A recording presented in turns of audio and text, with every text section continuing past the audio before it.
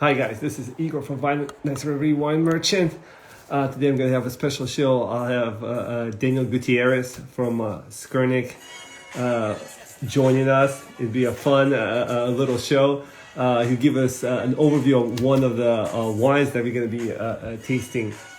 It's a domestic Chardonnay from Oregon. And Is that him? I don't remember. Okay. Yeah, apparently. All right. Information. Yeah, so she's about to join right now. Yeah. Hey, where you going, man? Forgot your intro name.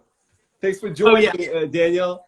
Yeah. Appreciate that. Before we kind of jump into the wine, I want to give you. I was giving you a brief introduction. So you work for Skurnik, and Skurnik is a distributor, national distributor, and they work with wines all over the world. It's a great portfolio.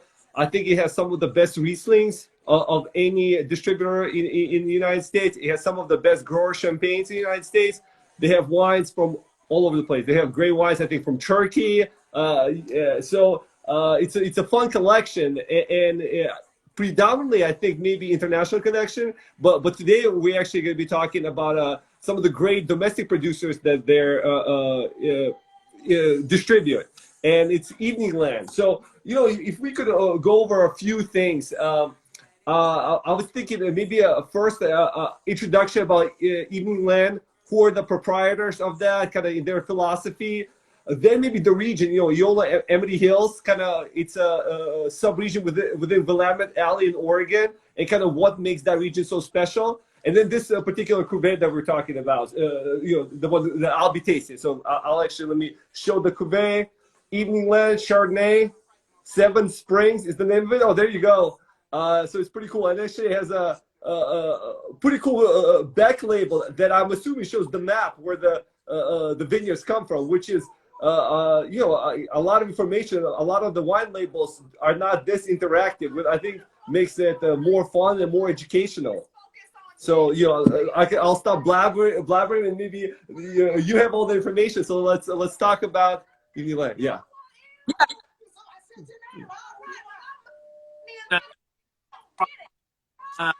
All comes. We kind of we're breaking up a little bit. I can barely hear you. Yeah. Let's see. Yeah. Is it okay now? Better? Yeah. Sorry about that. Yeah. Yeah. So back to evening. We're here talking about Evening Land vineyards. This is all, as you see at the top of the name, Seven Springs. This is all one vineyard called the Seven Springs Vineyard in the Eola-Amity Hills district of Willamette Valley. This is kind of on the north side of the Willamette Valley. And the key idea about this wine is it's all about the vineyard. This is a very special vineyard. This vineyard has produced some of the highest scoring Chardonnays and Pinot Noir of all of Oregon. In fact, the Pinot Noir from this vineyard in 2015 was the number 3 wine on Wine Spectator's top 100 list of wines in the world. But really unique soil, really unique aspect of where it's at. There's this corridor that runs east to west right into the Willamette Valley that opens up and dumps all this cold air right in this specific sector of the Willamette Valley. And for Chardonnay, nothing's better than to have cool nights, and they still have warm, hot days, but it's all about that aspect and where it's at. So the project the vineyard was planted in 1983. And it was mainly just a grower that was selling fruit to people.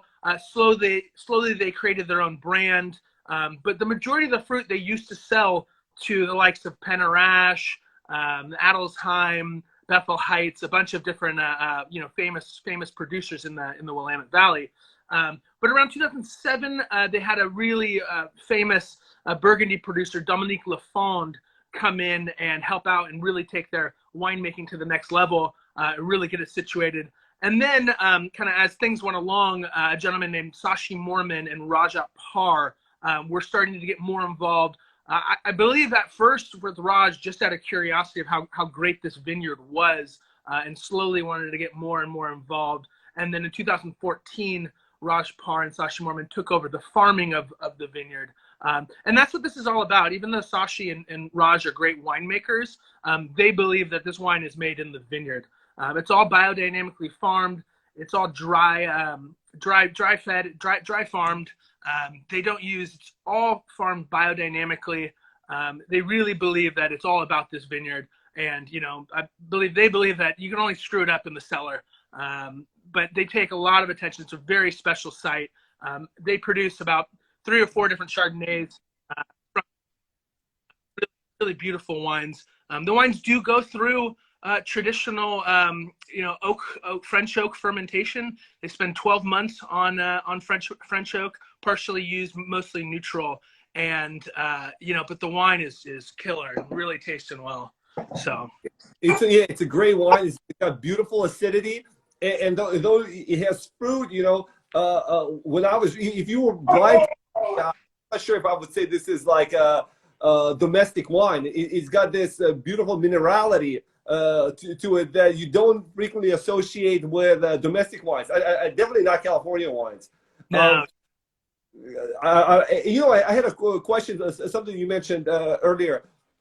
Can you define what dry farming is? I think a lot of it's a term that's being used frequently by producers to showcase the quality of the grapes that they grow in their vineyards. But what exactly is it? Yeah, I mean, it's literally just not watering the vineyards. And by not watering the vineyards, it really stresses the roots to dig deeper and go further to find water and to get to underwater aquifers where they can get sourced to. There's a lot of really great water access to these vineyards in general because of the mountain range. It's Oregon. They get a lot of rainfall up in the mountains there. But yeah, and the purpose is when those roots go deeper, they can pull up more minerals out of the earth and more, you know, nuance that kind of translates back into the wine. It's really, you know, a major part of these vineyards and how they, you know, adapt and showcase where they're grown and the soils they're grown on. It's really a major part of the farming. So, and it's a philosophy, right? Because I think, you know, I don't know the history of California wine, but I think a lot of the cabs in the 70s were kind of made that way, and then in the 80s, a lot of Napa cabs started being irrigated with water. I think maybe so the fruit would become bigger, riper, like the higher alcohol levels. And a lot of the wines now are different than the 70s wines. And it looks like the team at Evening Land, they're kind of trying to go back to, I don't know if going back or maybe replicating a lot of the European producers who are kind of acclaimed. And a lot of these producers, I noticed, they kind of go to the same processes. You know, they try to be biodynamic. Dry farming is, you see frequently, like native yeast. They're basically saying, like, we want to be as hands-off as possible because then, like, let the grapes kind of showcase themselves. Instead, we don't want to manipulate kind of nature, because nature will give us its best if we leave it alone. You know, kind of sort of to generalize the philosophy, I think. Yeah, definitely. And that goes hand in hand with the fact that they farm biodynamically, which means they really take care of the soils. And it's more than just farming for the fruit. It's farming to keep the soils, to keep the nutrients in the soils, to keep kind of going in there. I mean, one of the kind of biggest threats to our environment is farming. And it's over farming and it's pesticides and everything. And this, you know, not only does it produce great wines, but it's good for the environment. In that sentence, the Evening Land is actually like a certified low impact viticulture ecology. They have a certificate in Oregon to kind of show and abide by the standards of really taking care of the environment and the waste that can be produced and the carbon footprint of everything, and keeping these vineyards alive and keeping everything like that. Well, and that's great. And I think, a lot of people kind of use that as a promotion, promoting their vineyards of being green and stuff like that. But I think at the end of the day, right, the wine has to be high quality. Yeah. Which is not always the case. You can be organically certified, but make mediocre wine. There's no extra, correlation between organics and great wine. But there, specific sites, I think the way you were explaining, the way the winds go through the valley, the exposure, all these things play, a great factor in how great the wine's going to turn out. And can you kind of give maybe a brief overview about eola-amity hills?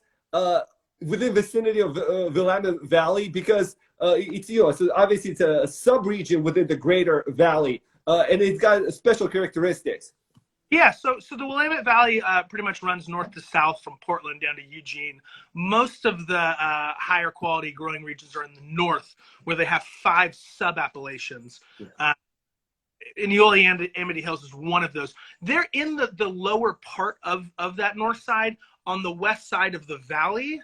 And even though they're lower where it would normally be warmer, it's this special corridor that just comes in right in the middle of that range and just dumps, all this cool air. And it's kind of this fun mixture in terms of soil types of where it's at, where there's, I don't know if you've ever been to Oregon, but there's all these, volcanic little domes and mountaintops everywhere.